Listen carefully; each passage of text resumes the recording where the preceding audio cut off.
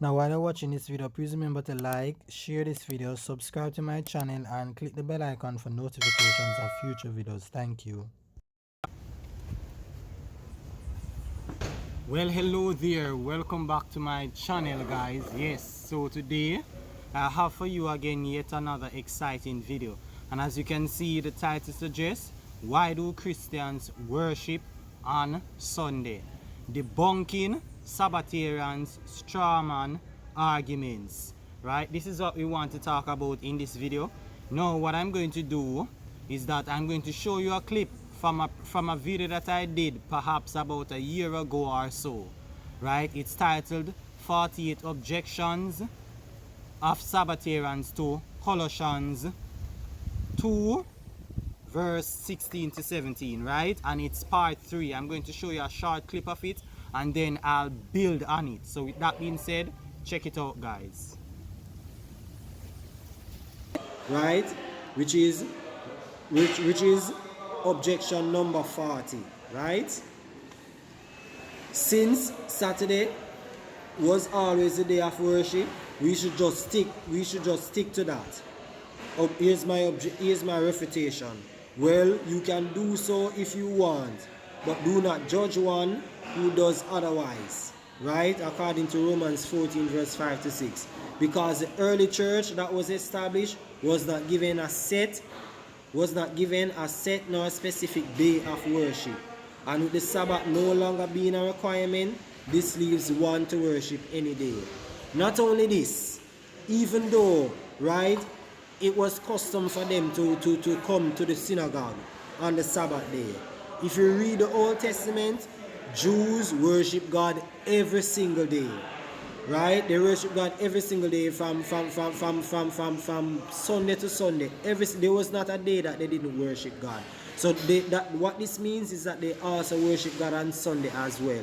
The only difference is that Saturday or Sabbath was the main day for them, right, to really congregate and so forth. But they congregate and worship God on every single day, right? So that argument that the Sabbath always means the day of worship, it fails on both ends. It doesn't prove anything actually.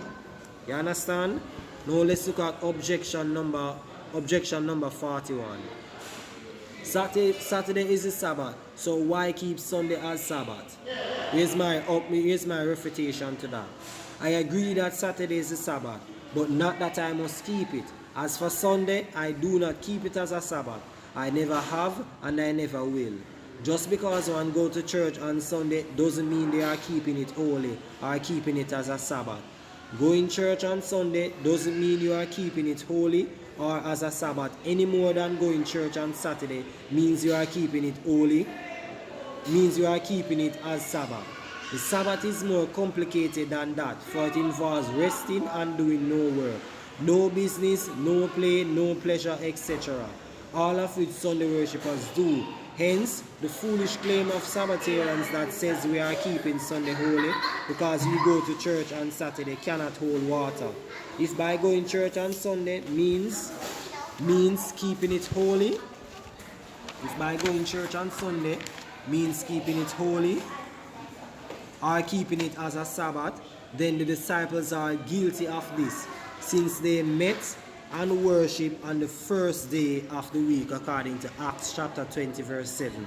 And likewise are Adventists, since they worship on Sunday and several days of the week as well. So that argument fail also.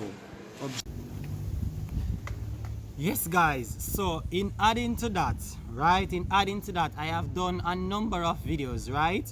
My most recent video is titled The Significance of the Children of Israel Having First Day Sabbaths and Other Sabbaths during the week. Right? What is the significance of that? That is my most recent video. I also did a video titled The Significance of Jesus Resurrecting on the First Day of the Week. And I have another video titled The Significance of Christians Worshipping on the First Day of the Week. Right? So with those videos that I did, right, and my video titled should Christians keep the Sabbath because the apostles kept the Sabbath, and another one titled Should Christians Keep the Sabbath, because Jesus kept the Sabbath. In those two videos I show you the reason why Jesus kept the Sabbath as you will, and the reason why the apostles were found worshipping or congregating on the Sabbath, right? It was basically for evangelistic purposes, and Jesus had to do it, right? Even though there's no record showing him actually keeping the Sabbath, but if he did, right, he had to do so because he was under the law, right, guys? And I show you where Jesus even broke the Sabbath too as well, and that it was justifiable for him to do that, right? So with all of those videos that I did showing you how Christians they congregated on the first day of the week for corporate worship, it now begs the question, right? Or I should say it answers the question that most Sabbatarians have. Why do Christians worship on the first day of the week? It is self-explanatory. We do so because the early Christians, this was the day that they chose to congregate for corporate worship. I will recommend a video that I did also titled Sunday or Saturday, does it matter? In that video I show you records or evidences, right, that suggests or shows why Christians worship on Sunday. Ignatius, right, who is basically a disciple of John, he tells you in that video that I mentioned, the last video, that this was the day, it's called the Lord's Day, and this was the day that Christians congregate for corporate worship. We find Justin Martyr saying the same thing, right? And he was one of the early Christian apologists, if not the very first one, right? That is basically recorded or noted in history, right? We find Tertullian and most of Origen and most of the prestigious church fathers. All of them are unanimous in one thing, that Christians gathered for corporate worship on the first day of the week. And they have all reasons to do so. You find that in Acts 20 verse 7, 1 Corinthians 16 verse 2, they were doing so from the time of Paul, right? They were congregating from then for corporate worship, and so Christians patterned that day, right, to gather for worship. Why did they do this? It could be that because they recognized that the Jews, their main day to go into the synagogue was on the 7th day of the week, the Sabbath. And because they recognize that they are a new creature in Christ, as the Bible says, if anyone be in Christ is a new creature, all things have passed away, behold, all things become new. It is my opinion that the reason why they did this is because they see themselves to be a new creature. They figure to themselves that they have to do something new. If they do something like that of what the Jews of old did, gathered mainly on the 7th day of the week, and they should choose to do so, they wouldn't be doing anything new. So in gathering on the first day of the week, it would signal, or it would communicate the message that they have been made into a new creature. They have forgotten about the old way, and now they have established something new, right? To commemorate the resurrection of the Lord, right? Jesus resurrecting on the first day of the week gave the message that we are now in a new era. We see that the temple was rent in twain and so forth, which signal the end of the old covenant. And so in order to to establish something new, the first day of the week was most appropriate, right? Because were they still gathering for corporate worship like the Jews on the 7th day, it would seem in their mind that they are really still under an old covenant and they needed to do something new. Christians were doing this from before Constantine, right? Contrary to what Seventh-day Adventists and Sabbatarians try to argue and say, that it's Constantine why Christians were worshipping on the first day of the week. No, history says otherwise. Christians are worshipping on the first day of the week. Why?